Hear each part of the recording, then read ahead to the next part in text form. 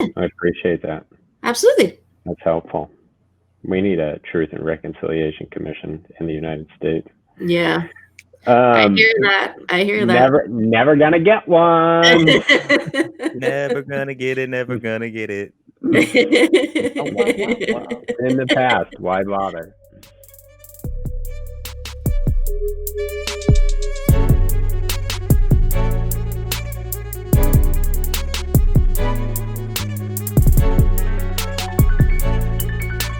All right, we're gonna take a little break here. I want to tell you about something pretty amazing that we stumbled upon.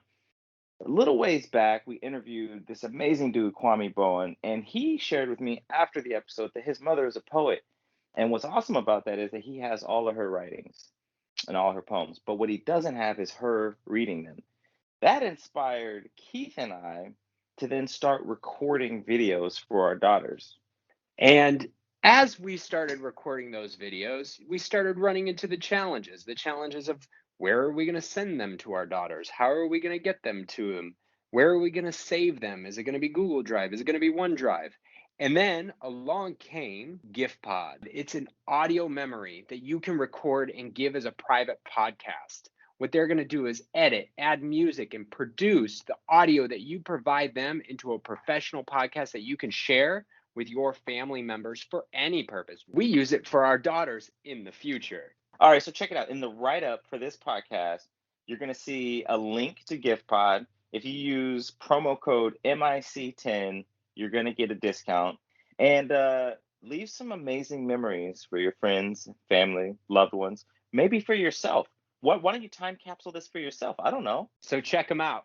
Giveagiftpod.com. MIC10 promo.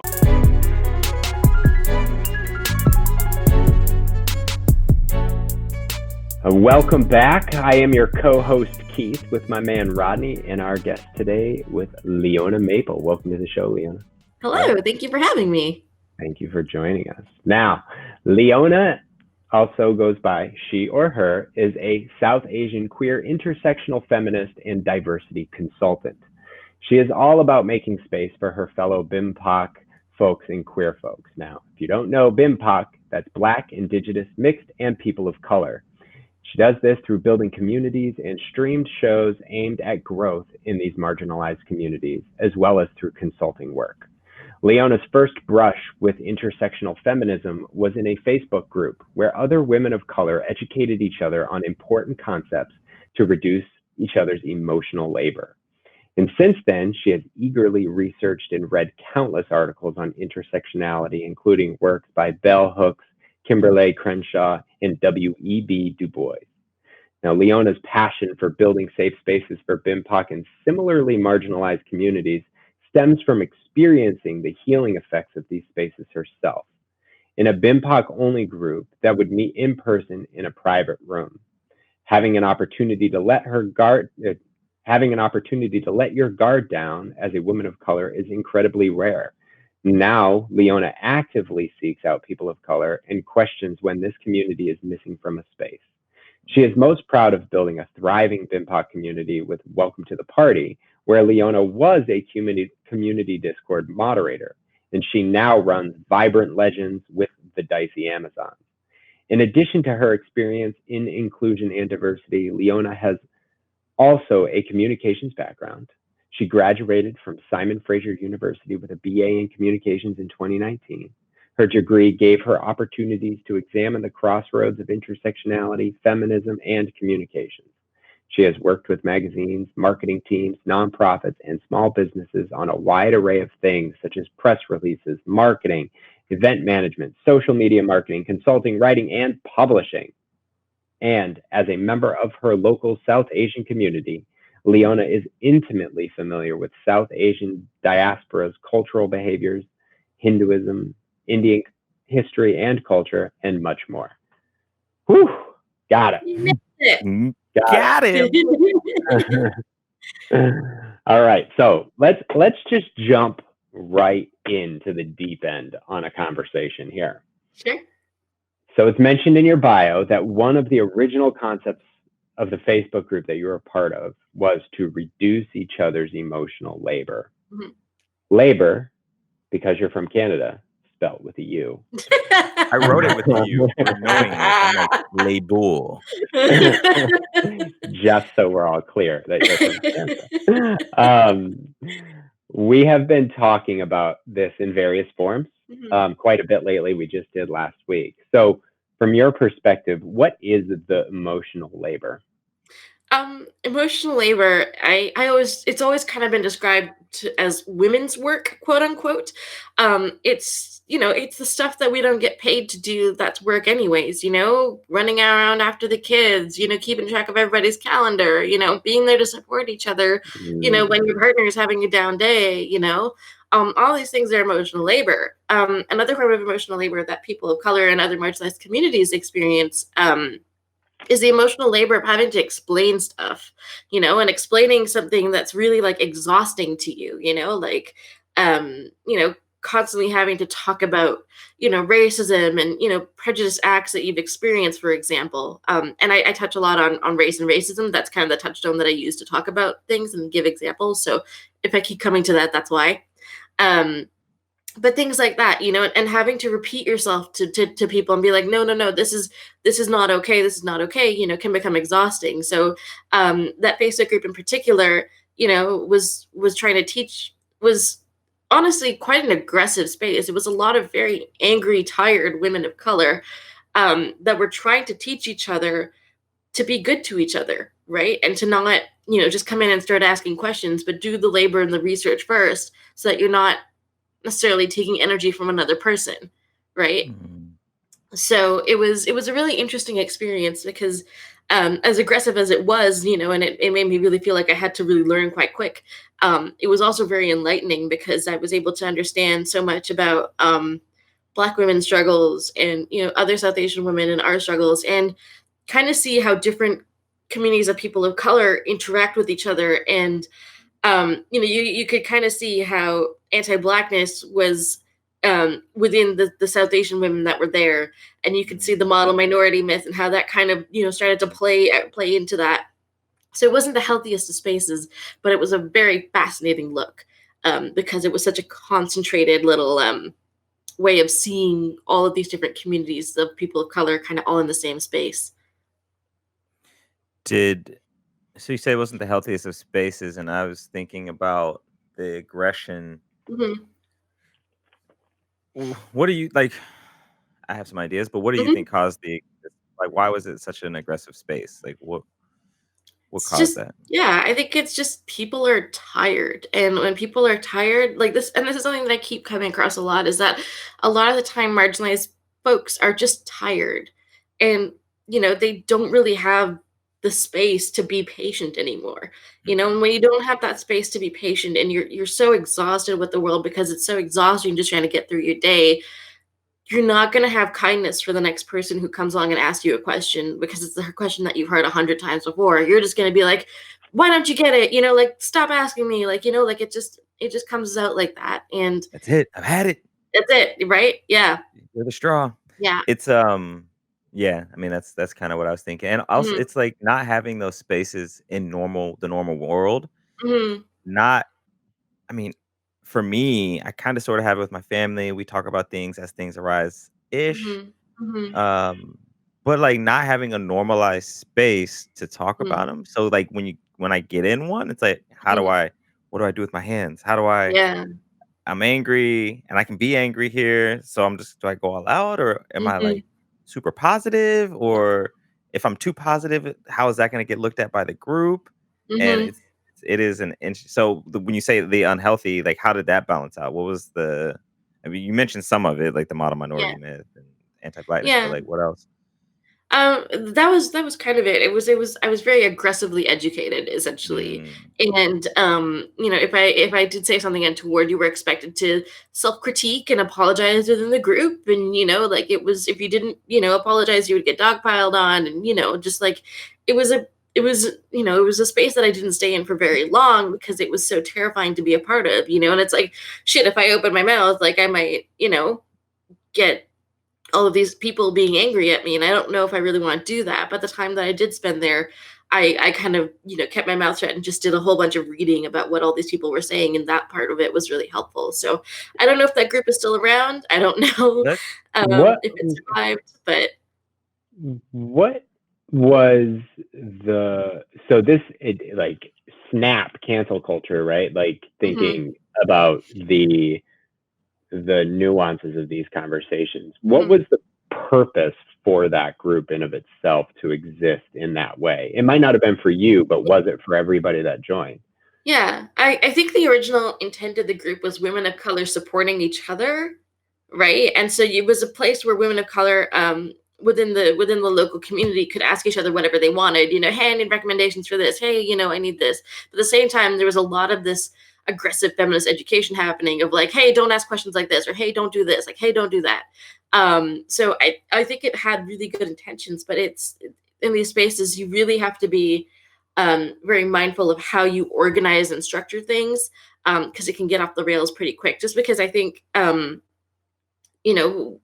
was kind of like Rodney said, we kind of don't know what to do with ourselves in these spaces where all of a sudden, we don't have to be the way that everyone expects us to be in day-to-day life. We can kind of, if we need to blow up that steam, we can, and so, it becomes a kind of a beast of its own. And so, yeah, it was just a really interesting space. Do you think it's one of those, it's kind of like your significant others, or the people you're closest to, your loved ones, they are often the channel of your ire because you're at work all day and you're frustrated with people that you work with, and then all of a sudden you just take it out on them because it's a safe space? Would you equate it to that, or am I oversimplifying it? No, I think that's a pretty good way of explaining it. I think it's because it's people that are like you feel like you can take it out on them, and that's partially because, of other things like, how people of color are raised, for example, and how we are so trained to critique each other, because, we're always told to try and, be better, be like this, be like that, right? And so, we are each other's harshest critics. And so I saw a lot of that play out in that space. How Keith brought up cancel culture, and interestingly enough, I was about to do the exact same thing. The spaces that you and I like, so where we met and like in an online space in a Discord, similar to that one, but not the same.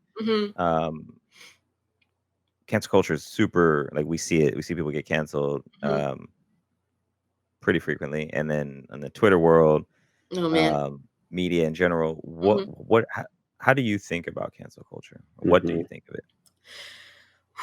Is it even a thing? Is it like all the way? Like, how do you think about it? Yeah. Oh man.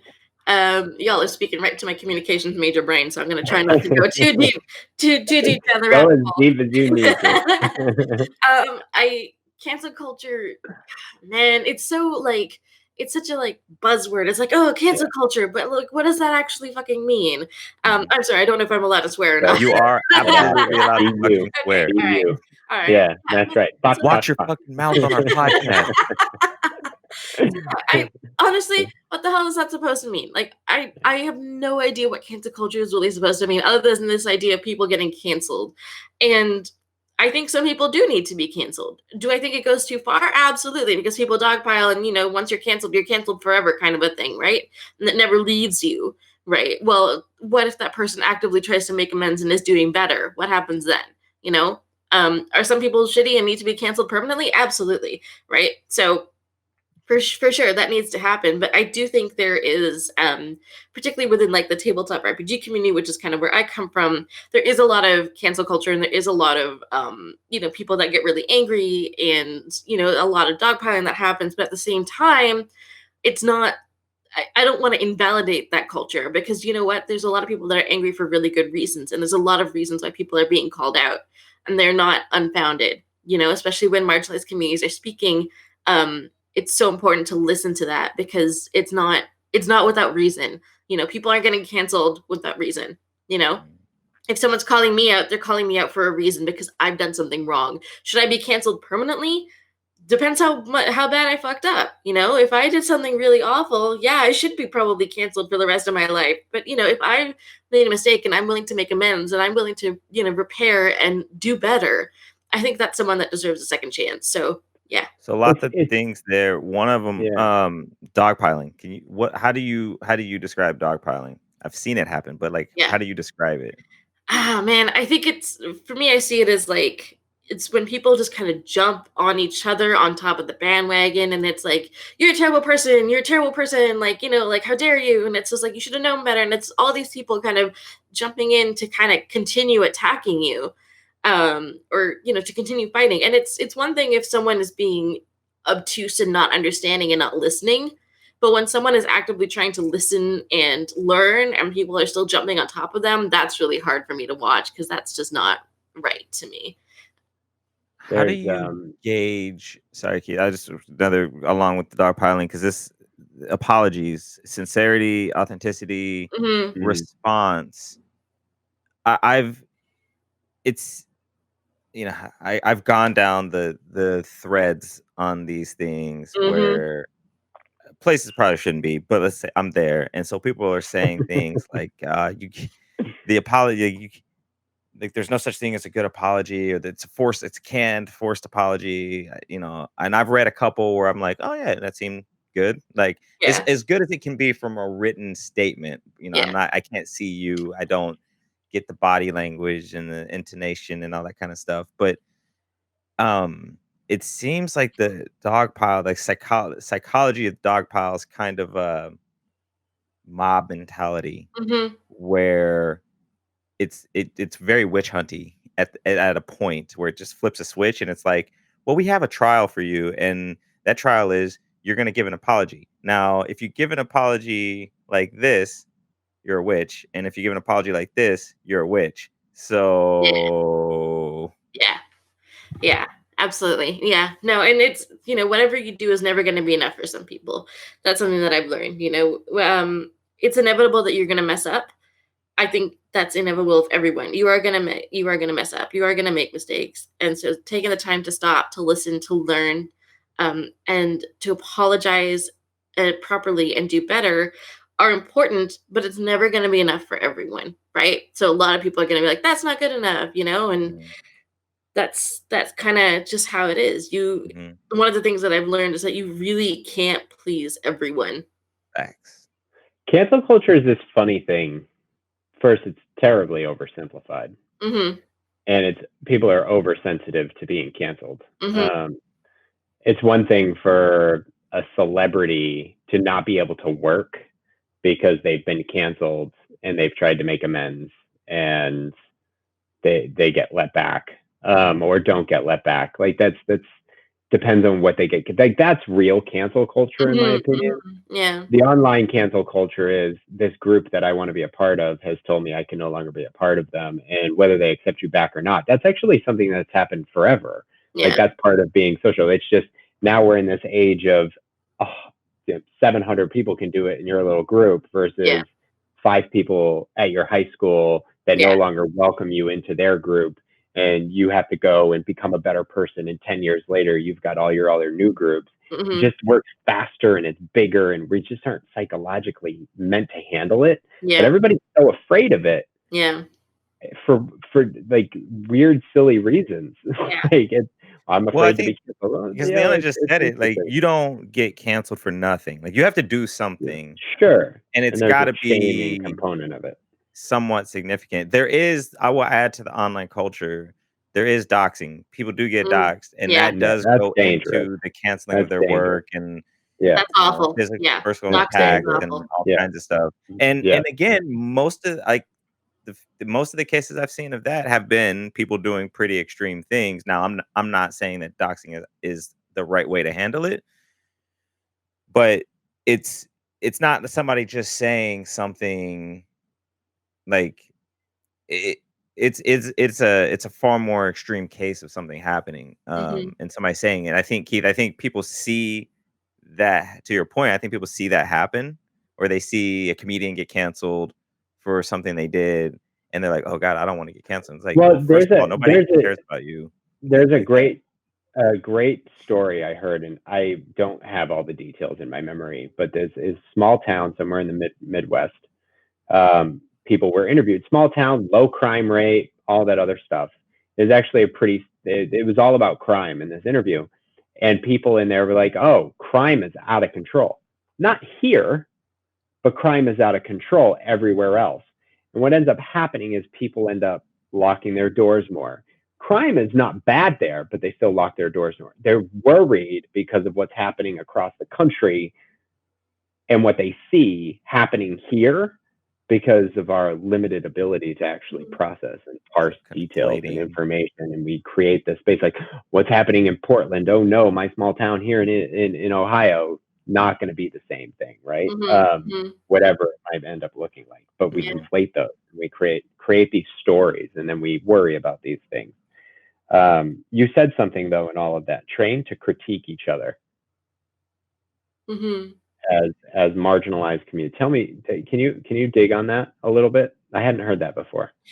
One of the things, so I'll give the example that's closest to me is so many times my mother and my grandmother have critiqued me for my weight, for my size, for the way I look, for my body hair, like just the most minute details. And it's just like, does anyone, so my whole thing is, does anyone actually really care? Well, the truth is that no one actually really cares about that. Like, you don't care if I've got a speck of hair on my face. Like, that's not, that's not the end of the world. You're a terrible person. I'm a horrible person. Oh God, I've got sideburns. Good God forbid, but this is what would happen, is that I would get critiqued for all of these little things and how they were unprofessional and unladylike and unacceptable and all this kind of shit. And I'm not alone in that, And so the people that are closest to us have this real tendency to critique because we are trying to better ourselves to fit into that mold of whiteness. There's this mold that we are trying to fit that I don't think we'll ever fit into because we're not white.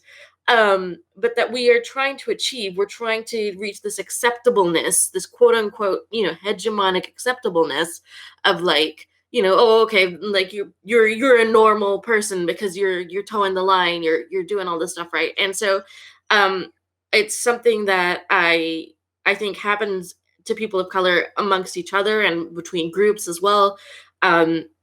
Black women are known to critique each other, things like that. So this is something that I think happens across different cultures, is this level of what is acceptable and how do you be acceptable, but also don't be too white, don't start acting like a white person. Don't be too white, but also you need to be acceptable, so it's the carrot. It's the golden standard of like, I mean, look at the Irish when they came here. Like they were super about Black causes. And then they got accepted as white, and they're like, nah, like, actually, we don't like you, darkies. Like, you guys stay over there.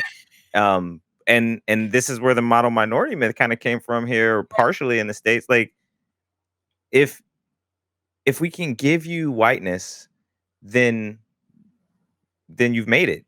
And it's the thing that we've got to, that's the dismantling of like, well, why is white the default? And I would say like the other part of it from the Black side is not only trying to make it to some semblance of whiteness, but trying to just fucking survive. Yeah. Like you've got to be white enough to live, but not too white. Like don't look at the white girls. Don't look at the white ladies. Like that could get you killed, little Black guy. Like too far enough back, even now. And you've got to sound white, but not too white, because then you'll get crucified by other people that look like you. Yeah. Like, which is like, what does that mean to sound white? But like, it's about survival. Like, I think about the phrase "to spare the rod," like to spare the rod. Like for Black Americans, like that corporal punishment for children has been this whole thing of like, well, and I had this long conversation with my dad about it. Like, slaves used to get whipped. They used to get beat within inches of their life, not killed, but beat within inches of their life. And so parents were like, well, I'm going to do it before you get it from them, so that you don't get it from. And now it's like, I'm going to do it before you get picked up by the police, or you and end up in the system. Mm-hmm. And it's this thing that's perpetuated, Mm-hmm. and it's a horrible way to raise a child. Like it does a lot of really horrible things, but the psychology of it is rooted in like some really real messed up stuff. Yeah. So it's. Do you and this is going to play into two parts: your growing up and just your focus on intersectionality. Mm-hmm. But so are you first generation? I am first generation, born and raised in Canada. Yeah. Born and raised in Canada, and your parents are from India? So here's the funny thing, Yeah. with diaspora is my parents are actually from Africa. So Oh, okay. colonial history, the way it works is you had the British in India, and there were a lot of British colonies, Kenya, Zimbabwe, places like that. And so, parts of my family ancestrally, decide to move to different British colonies for work, for opportunities, right? So they moved to places like Kenya and Zimbabwe. And so, they settled down there, and they built homes there and communities there. And so that's where my parents were raised. That's where my grandparents were raised, was in Africa. And then of course things politically changed, as time went on in Africa. And so then my family was like, no, we're going to leave now, and we're going to come to North America. But so technically still Indian, but I like to say Indian via Africa, in the same way that some people are Indian via Fiji or Indian via the Caribbean. There's a lot of people that are Indian via the UK, for example. So there's a lot of South Asians that are still Indian, but that it's funny because India isn't quite our home country, because we're like once or twice removed, Right. So for It's me, almost like being a Roman back in the day, where the sun never set on the empire, and it's like you could be from all over and be Roman. Yeah, exactly. So it's interesting because home for me is Canada, and going home for my parents and my grandparents is Africa. And if you went a couple generations back, then home would be India. But so my family would visit India and stuff like that, so they're familiar with it. But that wasn't where they were born and raised. So interesting. Mm-hmm. But essentially, yes, I'm Indian, and that's my background. So that cultural element, Mm-hmm. if I'm not mistaken, like that, there is also that. Man, that's complex. Yeah, colonialism, man. Come on, that's a whole conversation, separate podcast called Colonialism and You.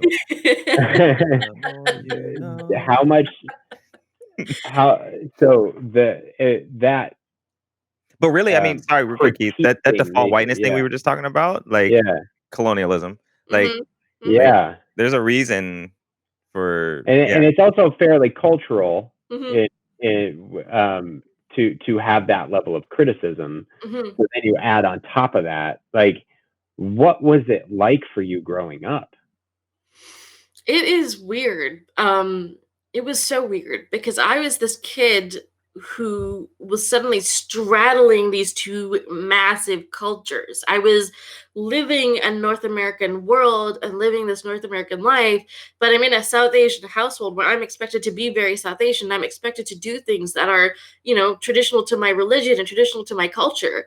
And those two things didn't line up all the time because, you'd go to school with the Indian food and, kids would be like, oh, what's that? Why does that smell? What is that? That looks weird, And all sorts of people of color, all kids of color would get that. So it was definitely this weird thing, and it's been interesting to see kind of this third culture happen of kids that are born or that move away from their mother country. Kind of I've seen happen. A lot of North American South Asian kids have kind of created kids. I guess I say kids, I'm an adult, but I say kids in the sense of the fact that we grew up here. Are now creating, like rap music that mixes both South Asian culture and North American culture, or, movies and TV shows and all this kind of music and media content that really speaks to the fact that we live in these two worlds together. And so that we have to kind of merge them. We can't just live in one or just live in the other. As much as the world tries to like pull us apart and be like, no, you have to be one or the other. No, we can't do that. We are both. And so that's been such a joy for me, is to discover artists like Delhi to Dublin, or I'm forgetting names right now, but artists that are, creating stuff like that. that's been my joy is discovering those artists, because it really is so affirming to have that, to have something be like, no, it's okay for you to be both, because I didn't have that growing up. And it is so weird kind of growing up to kind of have to kind of toe the line, and kind of, you're always doing this dance of like back and forth between the two cultures, and oh, okay, I can do that, but I can't do that. Oh, okay, I can do this, but I can't do that. So it's weird. I find it interesting as you talk about all of this. And your parents, where in Africa? My mom was born and raised in Zimbabwe, and my dad was born and raised in Kenya. You are closer to being African American than Rodney. What? I mean, no, like when you think about that, so we in America talk a lot about like I'm American. You're Black, you're African American, right? But no, Black American is a very different cultural history than African American. Yeah. Someone who has that African culture. Yeah.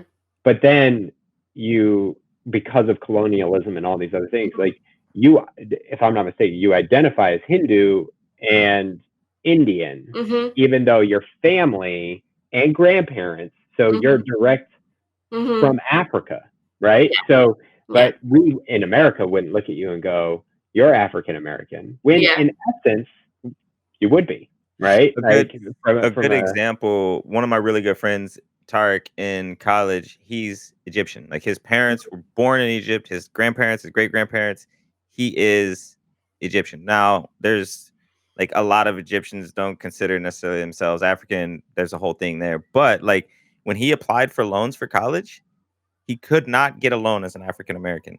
He's literally African American, but I can. This is weird. This is weird. Yeah. And it's all the cultural boxes that we create. When you talk about default whiteness, that kind of defines all of these other things as a tree. It's not, Black people going, well, I'm African American. No, I'm African. It's literally a checkbox on census, and it's literally a checkbox on your doctor forms and all of these other things. And yet it's so nuanced. And I mentioned that because you are the example of the flawed nature of that system. Yeah. Right? Yeah. Like what do I check as my background? Like, it's interesting because you could technically call me African because that's where my parents were born and raised. But even in Africa, it was such an insulated sense of like, no, we are still Indian, and protecting this Indian identity and culture, and creating this like capsule of Indianness, and having that as a part of the culture in Africa. It's actually influenced the language Swahili. Swahili has a Gujarati influence on the language because I know that. Yeah, because so many Gujaratis settled in Kenya and owned, Black people to work in their homes. They were, they were the hired help. They were the people that were, and so you have people in Kenya, for example, that speak perfect Gujarati, like beautiful Gujarati. And it's just me going there and being like, oh, this person knows my language. Oh, that's kind of weird, but that's colonialism too. Right. And it's kind of like, that's a product of colonialism, is my people are not innocent. Like we did that too. And we are part of that. So, part of our language has become a part of Swahili. The word dawa, for example, is the Swahili word for medicine. Well, that's the Gujarati word for medicine too. So you have these things that kind of cross over. And it's funny because we try to kind of maintain this identity of, oh, we are still Indian, even though we're in Africa. Oh no, we still go back to India. Oh no, we're still Indian. Oh, even though I was born and raised here, I'm still Indian. And it's the same thing for me. Oh, I was born and raised in Canada, but I'm still Indian. No, I'm Indo-Canadian, and I've got this African background kind of in a cultural sense, because I know like little bits and pieces of Swahili. I interact with the culture a little bit. I got kind of this blend of cultures going on in me, but I still identify as Indo-Canadian or Indian, it's weird. Do you have family in India? I do. Have you visited? I have not yet visited. That's on my list of things to do. I'm curious. We'll have to do a follow-up. Yeah. curious to see how you're treated by Yeah. Indians. Well, I'm sure you have stories from friends and family, but I'm curious to see how that goes down. Yeah, and NRIs are non-resident Indians. They're the foreigners that come and go. They're not one of us. They're not the people of India. They're the foreigners that are coming here, and you get treated differently, and you get they charge you triple. What the locals pay, stuff like that, right? Yeah. Because there's all these perceptions of, oh, American, you have money, and there's so many cultural stereotypes of what it is to be American, and if you've gone to America, you've made it, and that's not really true at all, because that's a whole ass myth right there. I'm like, wait, what? There's it's wild. The human nature of prejudice. It is a powerful, powerful human condition, regardless of where you come from. Yeah, absolutely. So Keith kind of brought it up, and it's in your bio, intersectionality. Like you do a lot of work in intersectionality. What? I'm just getting. You are like a walking embodiment of intersectionality. Aren't we all though? Kind of. No, I know. Yeah, we are. But you study communication. It seems like your background fits you really. To Keith's point, it sets you up really well to understand this at a level that many may or may not. Yeah. Thank you. But like, what got you into it? Like, why intersectionality? What got you focused on it? Man, it just made sense. It just made sense. Discovering. I mean, I guess my university years were kind of when I got to kind of discover and understand feminism and kind of understand all these concepts, and being taught intersectional feminism in one of my courses, and being able to do a class on race in the media, and how races are portrayed in the media, and doing a week every week on every single race, or as many as we could fit in. It just made sense. You cannot divorce your gender from your race. You can't divorce your identities from who you are. These things all play out together. And so when I learned that, it just clicked. I cannot say that I am, just South Asian. It doesn't work that way. I'm South Asian and I'm a woman, and that plays out differently from being South Asian and a man. You're kind of defining it, but for the purposes, this is not a common conversation. Like for you, it is. I'll be honest, like it's not a common conversation for us, or even we're in the same space from a corporate culture perspective. Can you explain it? This is for the audience. Yeah, absolutely. So first and foremost, I would be remiss if I did not state that intersectionality was born of Black queer scholars. So I've taken my learnings from a lot of Black women and a lot of Black queer scholars, and I feel like if I don't acknowledge that, and I'm trying to claim this as mine, I'm committing a crime. So I like to acknowledge that first and foremost, because I would not be doing this if these people had not put this out into the world. Intersectionality is this concept of the fact that we all live at different intersections, right? Gender, race, sexual identity, physical ability or disability, all of these different things. And you can go really, really detailed with it, like class and, country that you were born in, where were you born and raised, like how much money do you have? All of these different things play out in different ways. So my intersections as a queer South Asian woman are different from, Rodney's intersections of, Black American male, and everyone's intersections are so different. And the joy of intersectionality is that it looks at all of these different intersections, and it essentially goes, okay, well, we don't want a solution that just fits one type of woman. We don't want a solution that just helps white women. We want different solutions that are helping every kind of woman, the trans woman, the queer woman, the South Asian woman, the Black woman. What do we need to do in order to make tailored solutions that fit each nook and cranny? How do we do that? And to me, that's intersectionality, right? That's really what that is. And so trying to, help people understand and realize that, there's so many things at play when it comes to marginalizations, and that we need to take this intersectional approach to how we do things, because one solution does not fit all. and you're going to have to find ways of making it work for different communities and marginalizations. And I still don't know all of the answers, right? But all I can do is kind of try and help people learn. And that's what I do, really, is I just try to help. It seems like yeah, I'll ask it as a question. Mm-hmm. What are the major pushbacks you get? I have Mm-hmm. two ideas, but Mm-hmm. what are the major pushbacks you get for this concept and idea? Which I like on the surface, like you're looking at it, like what's the harm in it? But what are the pushbacks you get?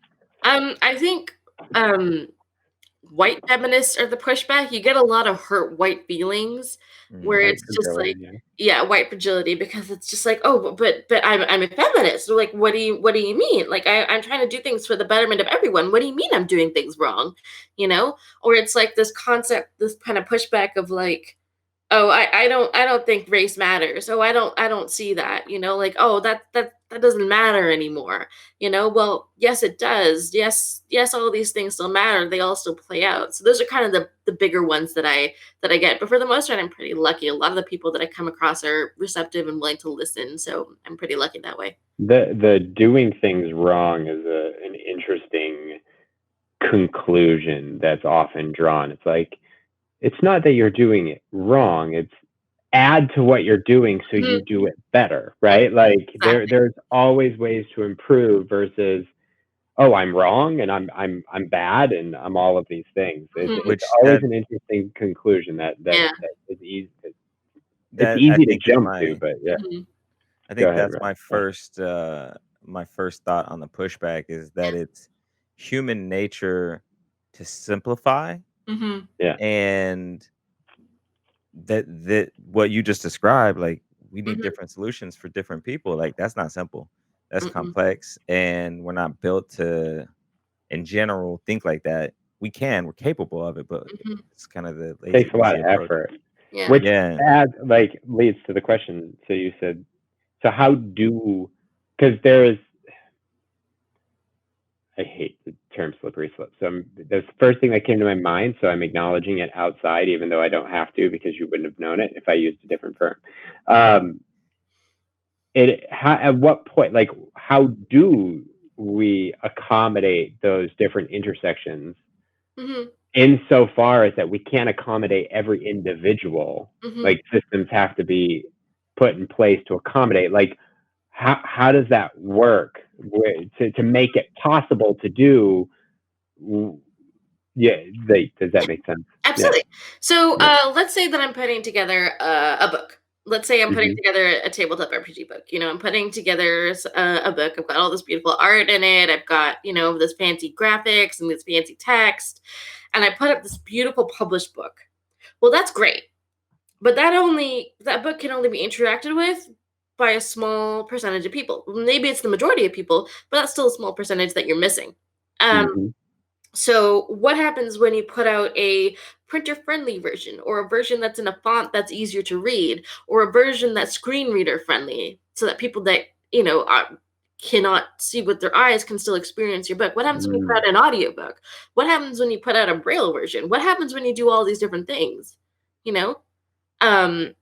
And I've seen people do it. And that's why I'm using that example, is because I saw someone put out a game book and they created a screen reader friendly version. They created a printer friendly version. They created all these different versions to make it as accessible as possible to as many different people as possible. You're never going to be able to get everyone, to try and strive for that. Absolutely. But, don't feel like you failed if you can't. The more you do, the more you try to include people, that still makes a difference. But, I've seen people do it, and you create solutions, and, that means sometimes that you're creating multiple versions of your book, but that's okay, because, now more people are able to enjoy it and interact with it.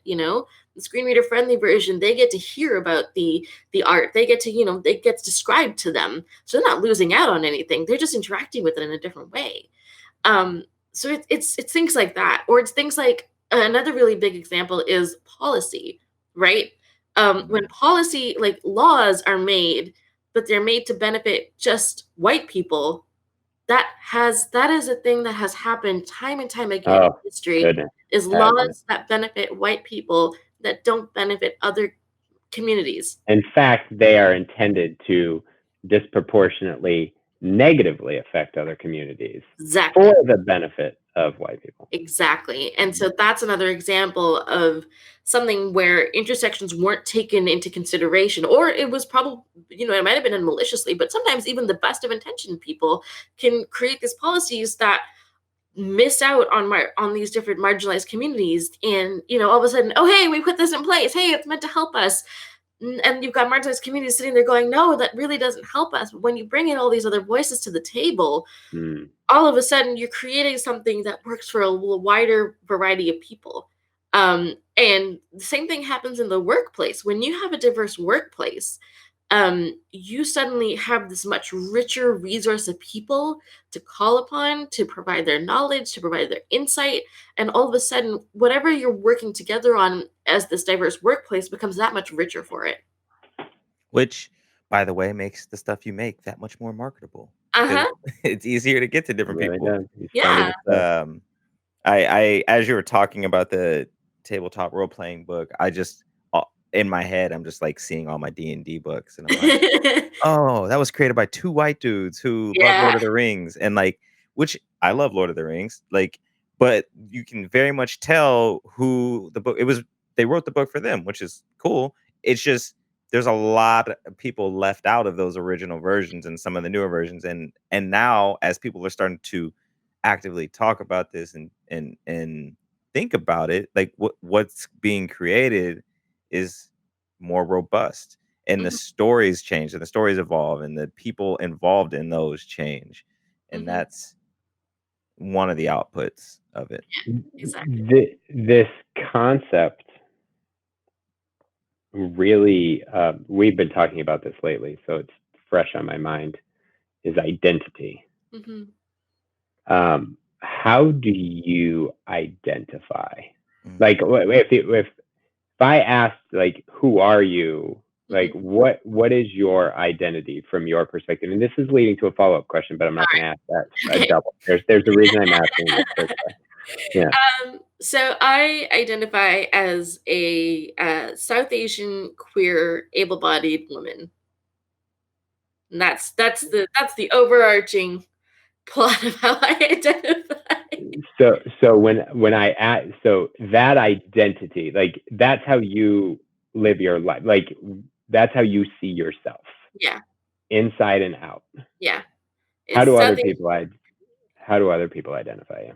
I think that's a really interesting question. Yeah, I see myself as South Asian queer, mostly able-bodied, and ableism and disability is a deeper conversation that can be dissected in a bunch of different ways. Because if you talk about mental health and chronic illness and all that kind of stuff, then all of a sudden, the fact that I wear glasses means that I'm less able-bodied than someone else. The fact that I have ADHD means I'm less able-bodied than someone else. But I, for the most part, consider myself able-bodied because I'm not dealing with things like a chronic illness or a physical disability. So I don't feel right taking up that space.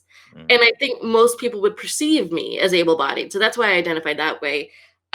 With regards to disability and ability. I think a lot of people see me as a South Asian woman for sure. I don't think they see me as queer. I don't think they see me as, this person who has so many different layers. There's so much that I don't share with people because I just I can't, as a South Asian woman, people are going to judge me for this. I don't want to talk about the fact that I'm geeky. I don't want to talk about the fact that I'm polyamorous because people are going to look at me funny. It's not normal. It's not common. So yeah, I think people look at me and they see a South Asian woman, they see a brown woman, and they see a woman, and that's all they got, right? Until I start talking about all this kind of stuff, and then they go, okay, this person has a lot of other interesting things about them, but yeah. And I asked the first question because I think what's interesting is more came out as you were answering the second question. Yep. You like D&D. These are the things that make you up.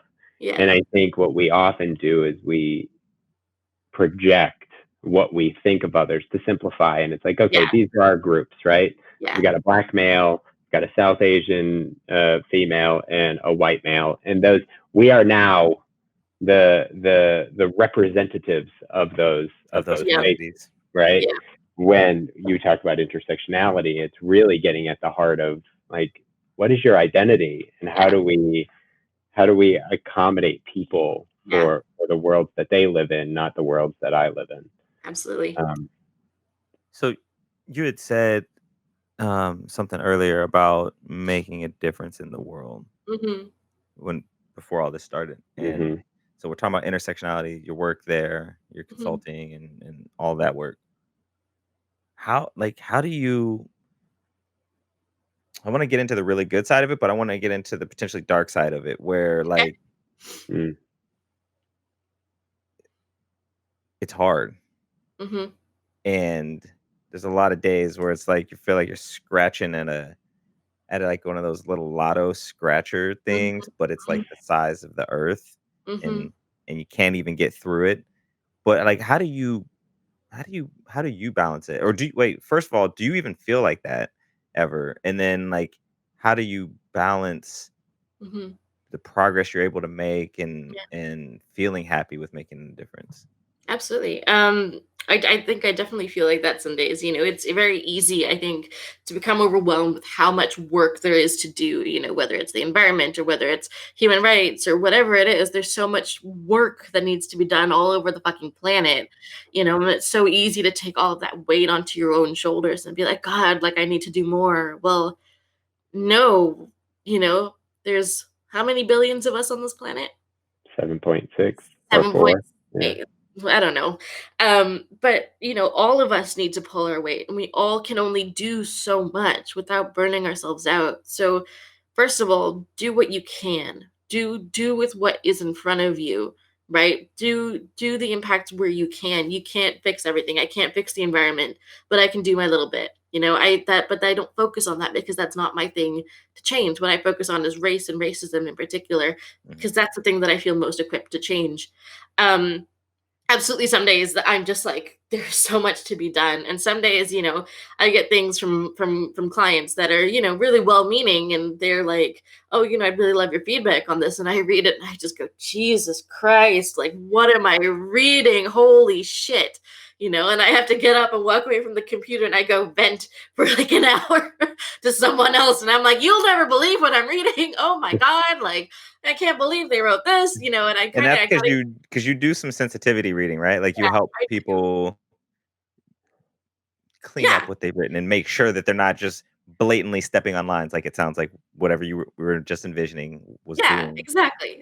So sensitivity reading, for anyone who doesn't know, essentially what I do is whatever project you're working on, whether it's a book, a game, a TV show, a podcast, whatever it might be, a sensitivity reader can look at whatever your work is and essentially look for things that are, red flags. Maybe it's homophobia, maybe it's transphobia, maybe it's racism. If you're dealing with writing a South Asian character, a South Asian sensitivity reader can really look at the nuances of that character and make sure that you're portraying something accurately, but I've been in situations where I've just been like, oh God, like, no. But then I step back from it and I go, okay, this person has come to me because they want to do better, and so I tend to have a lot of compassion and care because I want to see my clients succeed.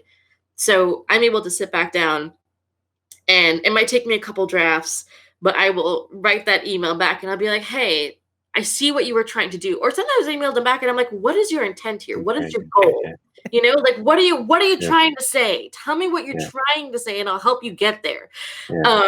So sometimes I do that. I'm sorry. I'm just seeing like the worst case scenario. I'm like, I think you were trying to tell a story, but all I saw was just racist. Like, no, it's fun. Not trying to like that's dope though.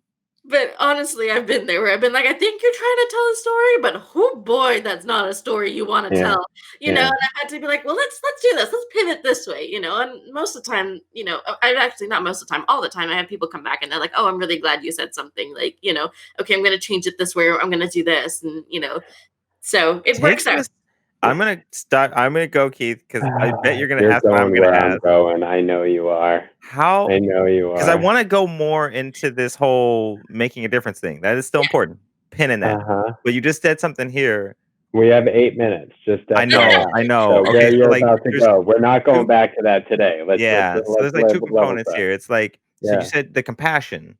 Yeah. So I'm curious how you get there, like what's your process? But then Mhm. on the other side, how do you encourage people, especially to pay you money, like to become a client, to share Mhm. stuff where they're possibly or probably off base and Mhm. offending people? Because Mhm. people are, we talked about cancel culture. People are so scared of this.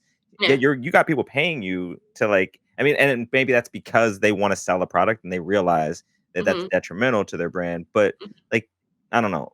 Can Yeah, I I hear you. can I add to that? Yeah. Because this is where I was going, and specifically on the area of saying the wrong thing. Like Yeah. we just did a video about this.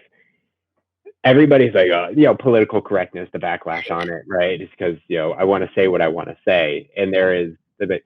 How does one like? How do you have the compassion to allow other people to say the wrong thing so you can help them get better? Because I think that piece that Mhm. people don't see when they're ready to say the wrong thing is that someone could have compassion for them, Mhm. right? And they're just like, I'm just going to get judged. Absolutely. Yeah. I think a lot of my clients are actually nervous sometimes. They're like, oh God, like, okay, here's my draft. I really hope I haven't messed up. But here's the thing is these clients are being vulnerable with me. They're and that's the biggest thing is I want you to make mistakes. I give you the space to be wrong and be politically incorrect and say the wrong stuff because I want to help guide you. I'm so invested in my client's success because seeing them succeed is me succeeding as well because all of a sudden I put out a better portrayal into the world. I put out something that's respectful into the world, something that's not causing further harm. I'm, not besides the fact that, a successful product that's released that has my name attached to it is, another piece on my resume. But besides that, it's the actual human impact of it. The fact that someone can play this game and feel like they belong rather than feeling like whatever they're interacting with is a caricature of their culture. So that's a huge part of it for me. So I really do take the fact that a lot of my clients are vulnerable with me, and they're giving me an opportunity to make to learn from their mistakes. They're coming to me because they want to be better, and that's the thing. I want to see my clients succeed and they want to be better. So they're coming to me and they're willing to pay for that. They're really willing to put their money where their mouth is and be like, no, I want to do better. I want to make sure that I'm not messing up. So therefore I'm going to give you money so that you can take the time to read through this and help guide me, and that's what I do. I'm never going to sit there and go to my clients, you fucked up, like you suck. That's not what I do. I'm there to be like, hey, all right, this is what you've got going on. This is great, this is great, this is great, I love this. I get so invested in my clients' work because I'm just like, everyone's doing such cool shit. But at the same time I'll be like, and this is the stuff that I saw that was a red flag. This is what I'm worried about, but this is how I think you should do it instead. This will still get across your point. um, so I try to really help shape and steer, and I've been in so many different projects in different capacities that I'm always constantly just trying to like mold whatever it is. Like, if it's a final manuscript, okay, how can I shape that? All right, if it's just the beginnings of a project, how can I steer that? There was something So, real quick you just said right there, like here's a red flag and here's an idea to still get your point across. I yeah, think that's the other issue for people. We know what we know and yeah, we're used to what we're used to. And like this is the way I say it. This is the yeah, way I understand it. yeah, So if you're telling me that's wrong, there's no other way to say it. And it's like, no, actually there's like lots of other ways to say it yeah. without trampling on other people. There's an observation that just that I just had. So basically, if you're afraid to say the wrong thing Mm-hmm, because you're surrounded by one person mm-hmm, that and I know people like this who would criticize you, scorn you, judge you, hate you, and tell you you're an asshole. What you need is to realize that there are many people out there that won't do that, and you mm-hmm. need to give yourself exposure to more people. Absolutely. Right? Don't just have one black friend. Don't just have one South Asian friend. Like know Yeah. people. Get to know people. Get to know people. And have a Yeah. sensitivity reader in your corner. We're Yeah, great. that's right. We'll help you with anything, man. We will literally help you with anything. I've worked on such a wide array of projects because That's awesome. anything can be sensitivity read, honestly. Yeah. So we have 3 minutes. There's a thing I want to ask, unless you have a question, Keith. No, we got 3 minutes. So It's like an observation with a quick question. Yeah.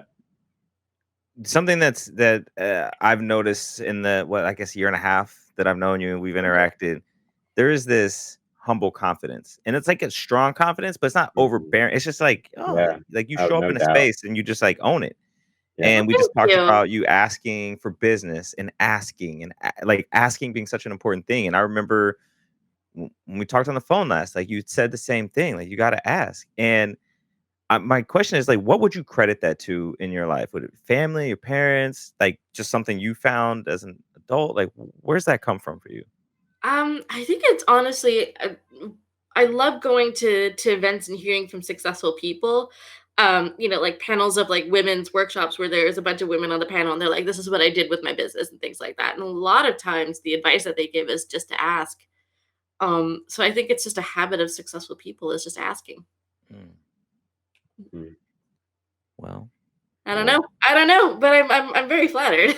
But that's just we do. I feel like I've heard it over and over again, you know, as I've heard it regularly, is just ask. It's true. You know, it's a lot of people just are like, just ask. And I'm like, okay, I guess I'll ask. And I don't always remember my own advice. It takes me a while sometimes to be like, oh shit, yeah, I could just ask. You know, and you know, we beat around the bush and we do all kinds of other shit before we realize, oh, I could just ask. But eventually I'm just like, yeah, I'm just gonna ask.